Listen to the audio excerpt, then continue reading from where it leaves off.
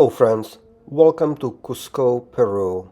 The purpose of this video is not to give you comprehensive tour of the city, but rather to give you a quick glimpse to show you how the historic center of the city look like. I will not be highlighting every single landmark, but we will show you the typical streets of Cusco. Cusco is a city where history is not preserved behind glass. Once the capital of the Inca Empire, Cusco remains one of the most significant cultural and historical cities in the Americas. Here we are looking at the Plaza de Armas. At the city of it all lies the main square, also known as Plaza de Armas. Long before the arrival of the Spanish, this space served as the ceremonial heart of the Inca world. Festivals, rituals, and imperial gatherings took place here, surrounded by palaces and temples. Today, the plaza continues to bring people together, locals and visitors alike, framed by colonial churches and arcaded walkways. Here we can see the municipal building. It is this little square adjacent to the main square, just a few minutes walk. And they have markets over the weekend in this square.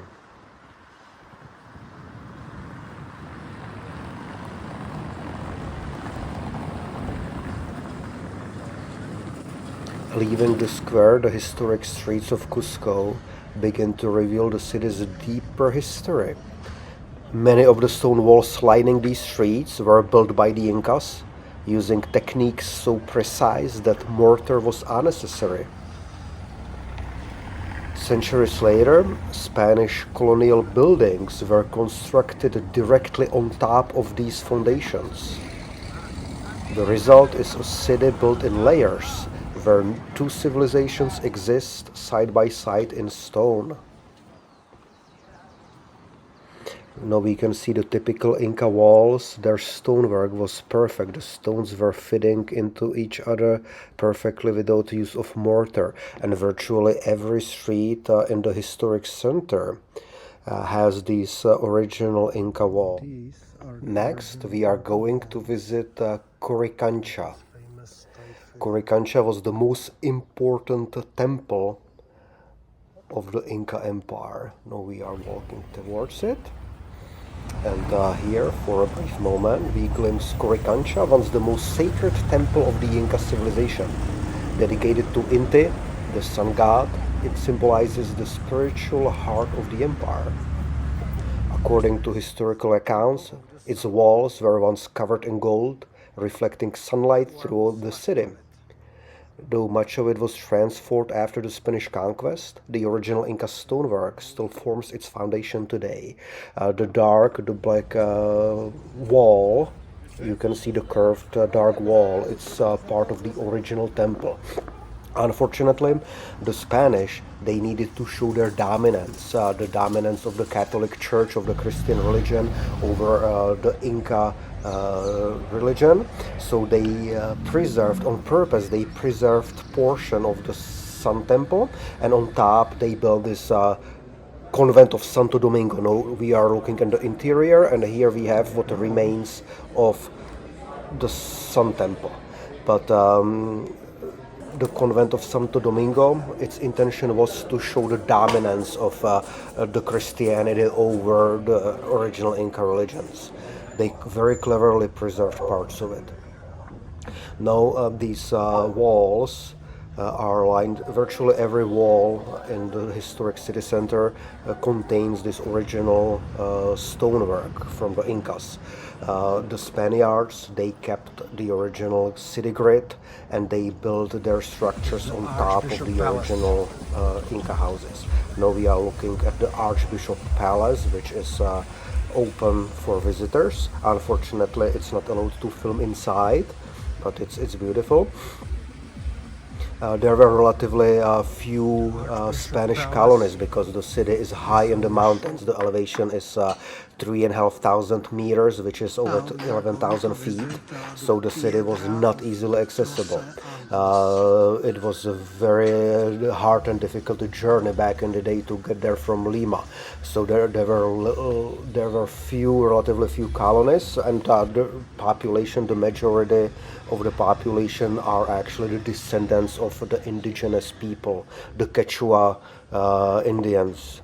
The descendants of the Incas. Now here is one of the most famous Inca walls in Cusco, which contains the famous 12-angled stone. The gentleman there was touching the 12-angled stone, and as you can see, these stones, they fit perfectly, and it is unknown how the Incas did this, because they didn't have steel, they didn't have iron, so how were they able to cut these stones and fit them so precisely?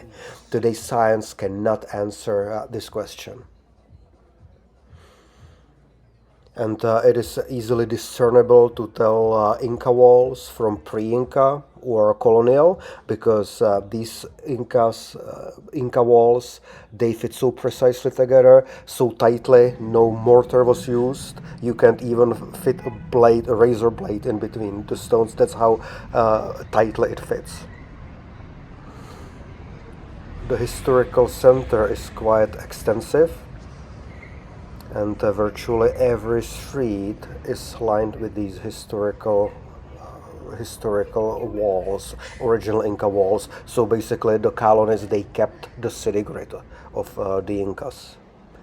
Unfortunately, the palaces and temples were not preserved. The Spanish needed to show their dominance, so they demolished the temples and palaces, used the stones, used the materials to build their own colonial structures, which, by the way, are quite beautiful. The city contains numerous beautiful churches, monasteries, colonial mansions and houses. The city is very stunning. It is surrounded by the Andes on all sides, so the city is built uphill. The historical center starts with the main square, which is on flat surface, but then the streets, actually, it all goes uphill. The city is very tourist friendly and safe, so you don't need to be afraid to walk the city even at night. There are businesses all over the place. There are locals that are willing to offer help, sell you things, show you around, provide you a tour guide. The city is absolutely beautiful, and it's very, very unique. It combines this indigenous Andean Inca architecture with the European Spanish influences. So it's a fusion of different worlds.